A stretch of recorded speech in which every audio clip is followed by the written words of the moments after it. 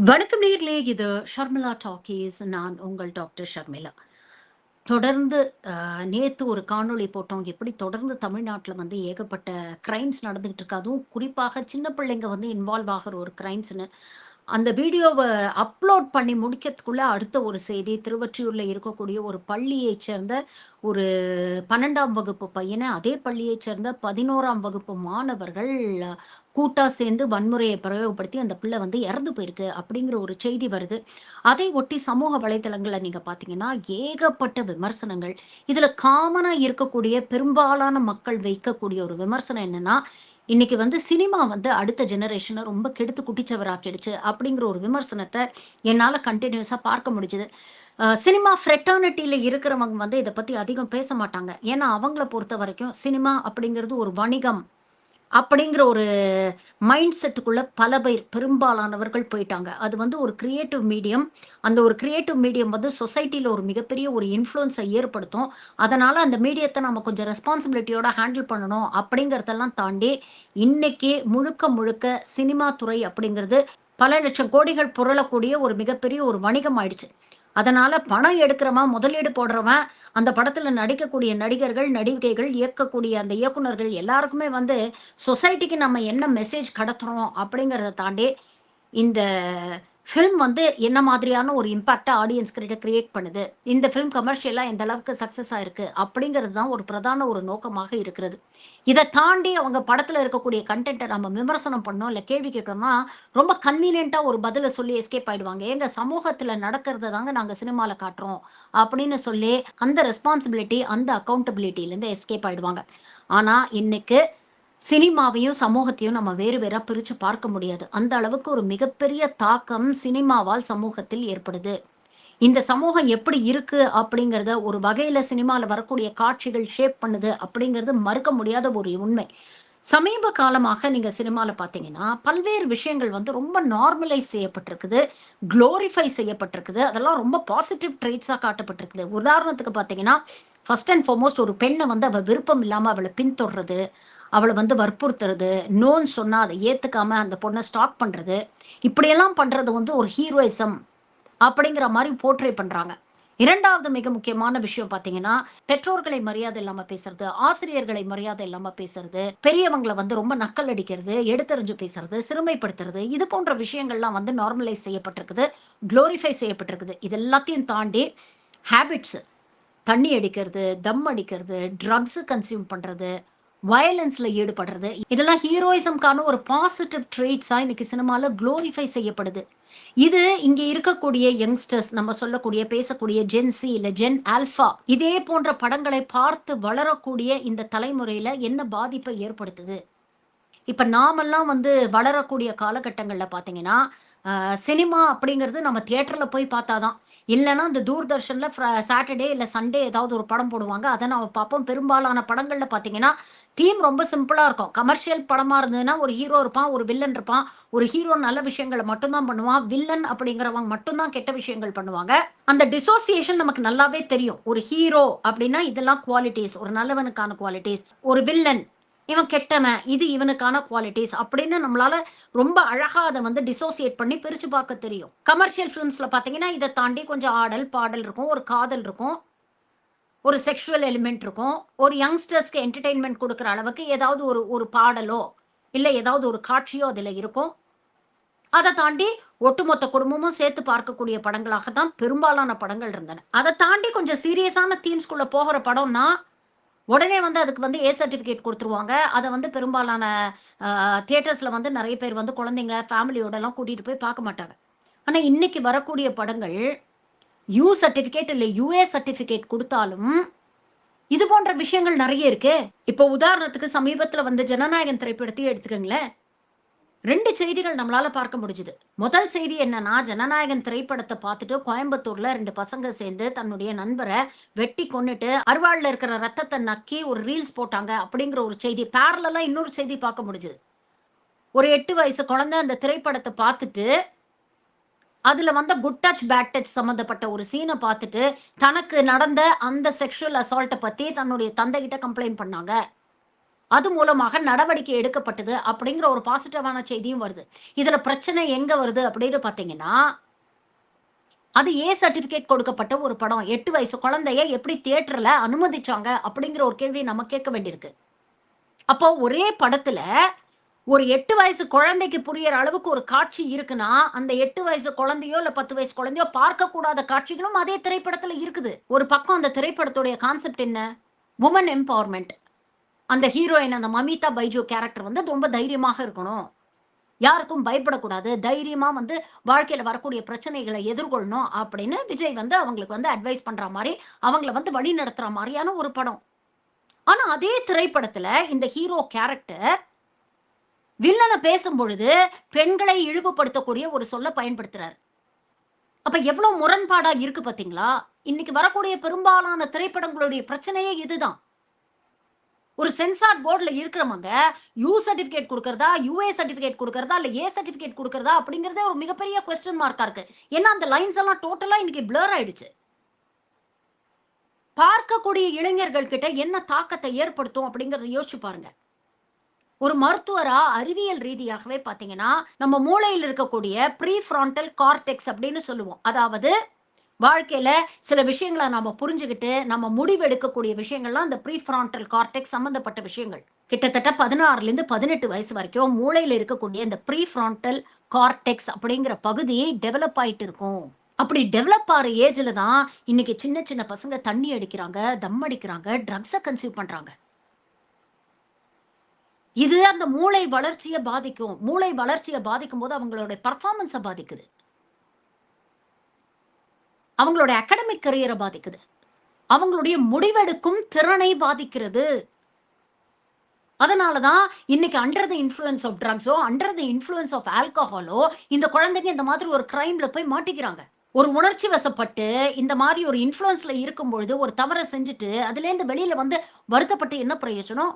ஆனா, இந்த ஆட்சிய காப்பாத்துறதுக்காக தாவேகா ஆதரவாளர்கள்லாம் என்ன பேசுறாங்க? இந்த ட்ரக்ஸ் புழக்கம் அதிகமாயிடுச்சு. ஆல்கஹால் புழக்கம் அதிகமாயிடுச்சு. அதனால தான் இது போன்ற தவறுகள் நடக்குது அப்படின்னு பேசி, இதுக்கெல்லாம் காரணம் ட்ரக்ஸும், ஆல்கஹாலும் அப்படின்னு சொல்லி, அத ஒட்டு மொத்தமா அந்த சைட் தள்ளுறாங்க. Which is wrong.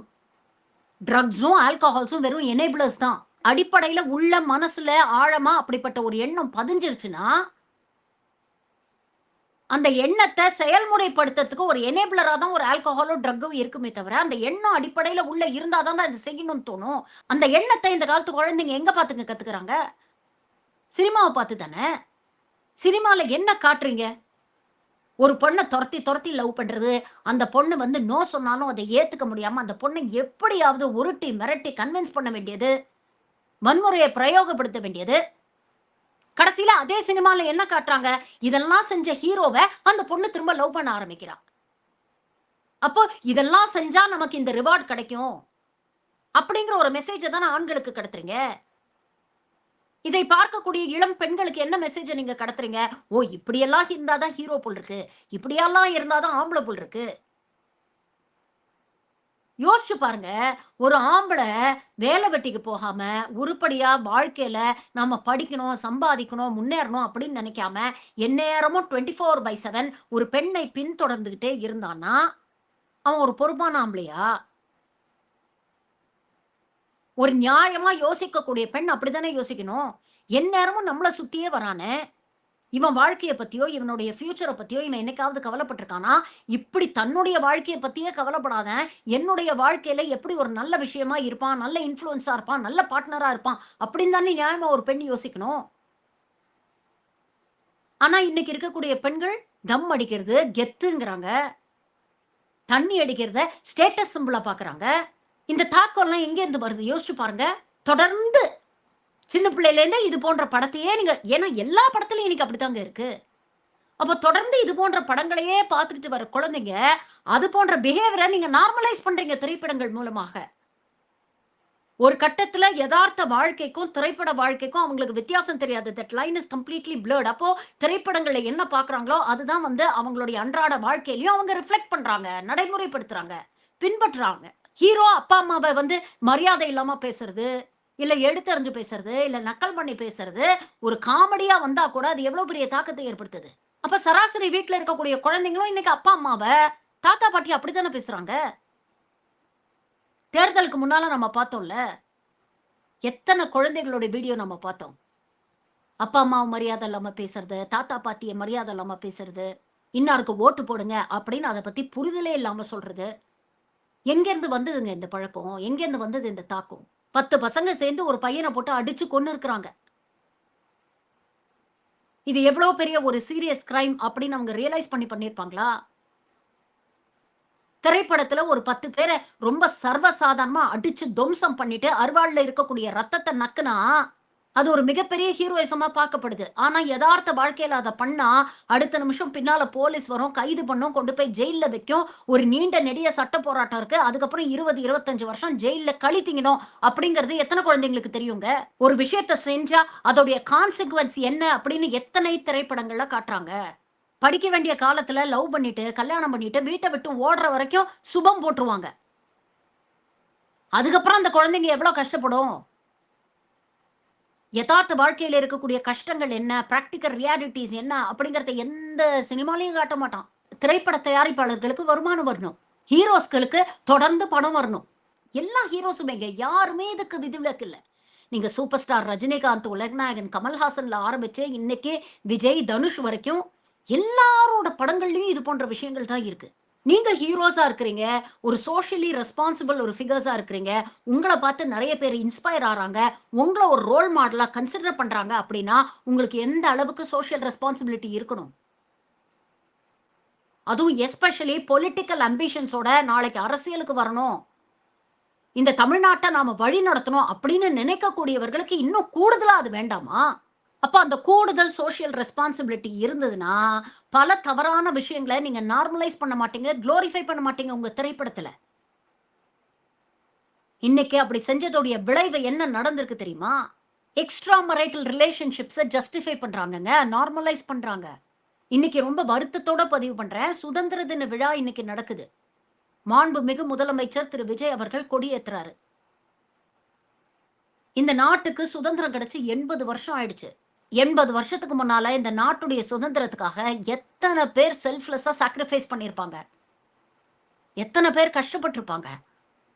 அதுக்கப்புறம் இந்தியா அப்படிங்கிற ஒரு மிகப்பெரிய ஜனநாயக நாட்ட உருவாக்க எத்தனை தலைவர்கள் போராடி இருப்பாங்க. எத்தன தலைவர்கள் கஷ்டப்பட்டுருப்பாங்க.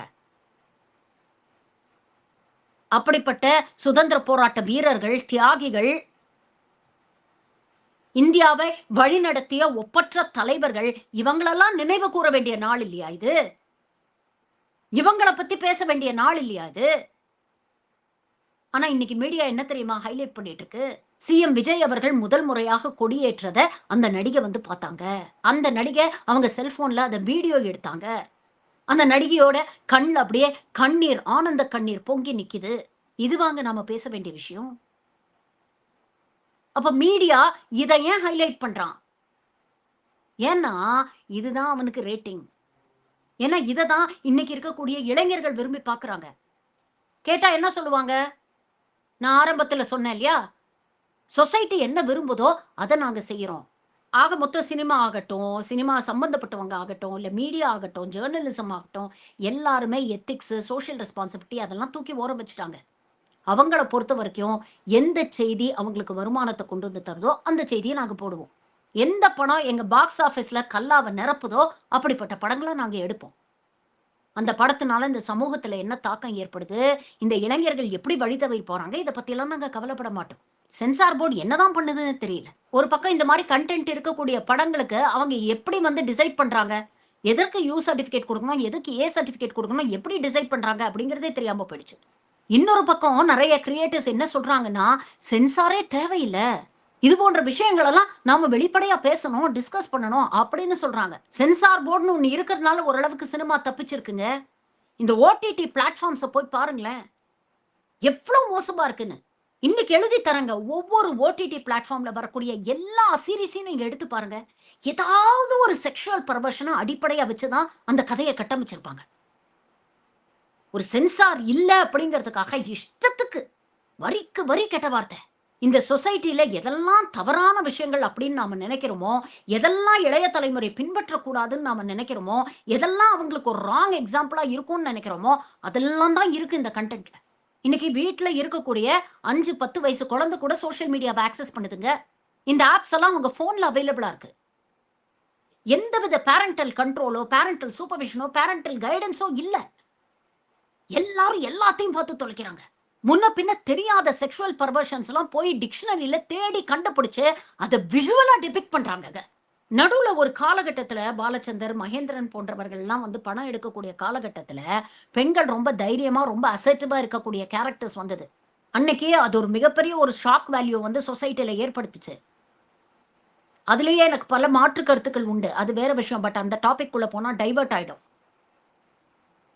ஆனா இன்னைக்கு பெண்கள ரொம்ப ஸ்ட்ராங்கா காட்டணும்னா, பெண்கள் தம் அடிக்கிற மாரியும், தண்ணி அடிக்கிற மாரியும், கெட்ட வார்த்தை பேசுற மாரியும் காட்டுறாங்க. அப்படி இல்லன்னா, ஒரேடியா பெண்கள விக்டிமா போர்ட்ரை பண்றது. ஒரு விஷயத்த சப்ஜெக்டிவா ஆடியன்ஸ்க்கு புரியிற மாரி ரொம்ப சிம்பிளா சொல்லிட்டு போலாம் ஒரு செக்சுவல் அசால்ட்ட. அத அப்படியே தத்ரூபமா என்ன நடக்குது அப்படிங்கிறத அப்படியே படம் பிடிச்சு அந்த வக்கரத்த, அந்த வன்மத்த வந்து காட்டணுங்கிற அவசியமே இல்லையேங்க. நீங்க என்ன பிளே புக் எழுதுறீங்களா? எப்படி செக்சுவல் அசால்ட் பண்ணணும்? எப்படி இது போன்ற வன்முறைகள்ல ஈடுபடணும் அப்படின்னு பிளான் ஆஃப் ஆக்ஷன் போட்டு குடுக்குறீங்களா? ஏன்னா சில படங்கள்ல வரக்கூடிய காட்சிகள பார்க்கும்பொழுது அப்படிதான் தோணுது. இதெல்லாம் ஏன் சொல்றேன்னா, தொடர்ந்து இன்னைக்கு ஜுவனைல் கிரைம்ஸ் ஒட்டுமொத்த இந்தியாவிலயும், தமிழ்நாடு இன் பர்ட்டிகுலர் பட் ஒட்டுமொத்த இந்தியாலயும் இன்னைக்கு பார்த்தீங்கன்னா, ஜுவனைல் கிரைம்ஸ் அதிகமாயிட்டு இருக்கு. இது போன்ற படங்கள பார்த்து, அதனால மிகப்பெரிய ஒரு தாக்கம் ஏற்பட்டு, இன்னைக்கு ட்ரக்ஸ், ஆல்கஹால் போன்ற பழக்கங்களுக்கு அடிமையாகி பல குழந்தைகள் வழி தவறி போறாங்க. ஒரு அரசாங்கத்துடைய கடமை, தப்பு நடந்ததுக்கு அப்புறம் நடவடிக்கை எடுக்கிறது இல்லங்க.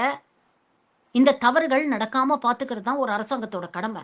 அந்த விதத்தில தாவேகா அரசாங்கம் has been a very big disappointment. மாற்றம், மாற்றம் அப்படின்னு சொல்லிட்டு தான் வந்தீங்க. சட்ட ஒழுங்குல எந்த சமரசமும் இருக்காது அப்படின்னு சொல்லிட்டு தான் வந்தீங்க. ஆனா உங்க பட்ஜெட்ல நீங்க என்ன பண்றீங்க? பெண்களுக்கு தாலிக்கு ஒரு சவரனும், ஒரு பட்டு புடவைக்கும் கிட்டத்தட்ட 900 கோடி நீங்க ஒதுக்குறீங்க. அந்த 900 கோடியில இங்க இருக்கக்கூடிய அரசு பள்ளிகள்ல நல்ல school psychologist, behavioural psychologist appoint பண்ணி, அந்த குழந்தைங்களுக்கு நல்ல விஷயங்கள கத்துக் குடுக்கறதுக்கு அந்த பணத்த நீங்க செலவழிச்சிருந்தா உண்மையிலேயே நாங்க சந்தோஷப்பட்டுருப்போம் எங்களை போன்றவர்கள். இன்னைக்கு தப்பு செய்யக்கூடிய குழந்தைங்கள நீங்க வந்து நாங்க நடவடிக்கை எடுக்கிறோம் அப்படின்னு சொல்லிட்டு தண்டனை குடுத்து எங்க அனுப்புறீங்க? ஜெயிலுக்கோ, காப்பகத்துக்கோ போற பிள்ளைங்க திருந்தி வரும்னு நெனைக்கிறீங்களா? இப்ப இருக்கிறத விட மோசமான ஒரு கிரிமினலா மாறி தாங்க அவங்க வெளியில வராங்க. ஏன்னா அங்க சிஸ்டம் அந்த மாரி மோசமா இருக்கு. வெளியில இவ்ளோ பெரிய விஷயத்த, இவ்ளோ தப்ப செஞ்சுட்டு தான் உள்ள போறான். ஆனா உள்ள போனா, அந்த தப்ப எப்படி தெரியாம செய்யறது அப்படிங்கிற அளவுக்கு அவங்களுக்கு ட்ரெய்னிங்க குடுத்து வெளியில அனுப்புறாங்க. அந்த மாரி ஒரு ஒரு விஷியஸ் சைக்கிள்ல போய் மாட்டிக்கிட்ட குழந்தைங்கள, அதுலேருந்து வெளியில கொண்டு வரது ரொம்ப கஷ்டம். அப்போ மாட்டிக்கிறதுக்கு முன்னாலேயே அந்த குழந்தைங்களுக்கு நல்லது என்ன, கெட்டது என்னன்னு நம்ம சொல்லிக் குடுக்கணும் இல்லையா? மக்களுடைய வரி பணத்த தயவு செஞ்சு இந்த மாரி நல்ல விஷயங்களுக்கு பயன்படுத்துங்க. முதலமைச்சர் விஜய் அவர்கள்ட்ட ஒரு கோரிக்கையாவே வைக்கிறேன். நீங்க பிரஸ்ஸ சந்திக்கலன்னா கூட பரவால்ல சார். நீங்க ரெஸ்பான்சிபிலிட்டி, அக்கவுண்டபிலிட்டிலாம் எடுக்க மாட்டீங்க அப்படிங்கிறது என்னைக்கோ தெரிஞ்சு போச்சு. நீங்க பிரஸ்ஸ சந்திக்கலன்னா கூட பரவால்ல. ஆனா உங்கள நம்பி, உங்கள ரோல் மாடலா நெனச்சுக்கிட்டு நீங்க மாற்றம் கொண்டு வருவீங்கன்னு உங்கள நம்பி ஓட்டு போட்டுருக்காங்கல்ல. அந்த இளைஞர்களுக்காகவாவது இந்த மோடி பேசுறாரு, மாசா மாசம் ஒரு மன் கி பாத் அந்த மாரி எதையாவது ஒண்ணு பேசி தொலைங்க ப்ளீஸ். நல்ல விஷயங்கள சொல்லுங்க அவங்களுக்கு. பெற்றோர மதிக்க கத்துக்கங்க. சோசியல் மீடியால யாராவது விமர்சனம் வச்சா, விமர்சனத்த விமர்சனம் ரீதியாக எதிர்கொள்ளுங்க. கருத்தியலுக்கு கருத்தியல் ரீதியாக பதில் சொல்லுங்க. அத விட்டுட்டு அவங்கள போய் ஹராஸ் பண்றது, அவங்கள ட்ரோல் பண்றது, அவங்கள அசிங்க அசிங்கமா திட்டுறது, வல்கரா கமெண்ட்ஸ் போடுறது, வாய்ஸ் நோட் போடுறது, இதெல்லாம் தவிர்த்துருங்க. இதெல்லாம் நீங்க சொல்லலாம் சார். ஏன்னா நீங்க சொன்னா அவங்க கேட்பாங்க. நாங்க எவ்வளவுதான் சொன்னாலும் அவங்க நல்லதுக்கு சொல்றோம்னு அவங்களுக்கு தோண மாட்டேங்குது. நீ ரூ. 200 ஊப்பி, நீ திமுகவுக்கு சப்போர்ட் பண்றவ, நீ ஸ்டாலின் கிட்ட இருந்து வாங்கி திங்கிறவ அப்படின்னு என்ன பட்டத்த எங்களுக்கு குடுக்கலாம்? அப்படிங்கிறதுலலாம் அவங்க கவனம் இருக்கு. ரொம்ப வருத்தத்தோட இந்த விஷயத்த பதிவு பண்றேன். என்னுடைய சோசியல் மீடியா பக்கங்கள்ல தினம் தினம் எனக்கு அட்லீஸ்ட் குறைஞ்சபட்சம் 5 வாய்ஸ் மெசேஜாவது வருது. எல்லாம் சின்ன சின்ன பசங்கங்க. எங்க அண்ணன விமர்சனம் பண்ணேன்னா, உன்னை இது பண்ணிடுவேன், அது பண்ணிடுவேன். சில விஷயங்கள் நான் வார்த்தையால சொல்ல வேண்டிய அவசியம் இல்ல. நீங்க ஃபில் அப் த பிளாங்க்ஸ் நீங்க பண்ணிக்கங்க. அத கேட்கும்போது எனக்கு பயம் வரல. எனக்கு ரொம்ப வேதனையும், வருத்தமும் தான் வந்தது. ஏன்னா, அத பேசக்கூடிய பசங்க பார்த்தீங்கன்னா, என்னுடைய புள்ள வயசு இருக்கும். இந்த வயசுலயே இவங்க இவ்ளோ வக்ரத்தையும், இவ்ளோ வன்மத்தையும் சுமந்துகிட்டு இருக்கிறாங்கன்னா, இவங்கலாம் நாளைக்கு எப்படி ஒரு ரெஸ்பான்சிபிள் சிட்டிசனா இருப்பாங்க அப்படின்னு யோசிக்கும் பொழுது உண்மையிலேயே வருத்தமா இருக்கு, வேதனையா இருக்கு. எப்படியோ அவங்கள மூல செலவு செஞ்சு ஓட்ட வாங்கி இன்னைக்கு நீங்க முதலமைச்சர் ஆயிட்டீங்க. இனிமேலாவது ஒரு குட் ரோல் மாடலா இருங்க sir. Please lead by example. இன்னைக்கு அப்படிப்பட்ட தலைவர்கள் தான் இளைய தலைமுறைக்கு தேவை. இத மாண்புமிகு முதலமைச்சர் விஜய் அவர்கள்ட்ட ஒரு கோரிக்கையாவே வைக்கிறேன். குற்றங்கள் நடந்ததுக்கு அப்புறம் நடவடிக்கை எடுக்கிறதுல எந்த மாற்று கருத்தும் இல்ல. அது எந்த அரசு வந்தாலும் செய்யும். ஆனா குற்றங்கள் நடக்காமல் தடுப்பதற்கு ஒரு அரசு என்னென்ன நடவடிக்கைகள் எடுக்கணும் அப்படிங்கிறதுல தயவு செஞ்சு கான்சன்ட்ரேட் பண்ணுங்க. அப்படி செஞ்சீங்கன்னா தான் நீங்க சொன்னீங்களே அந்த மாற்றம் அது உண்மையா வரும். நன்றி. வணக்கம்.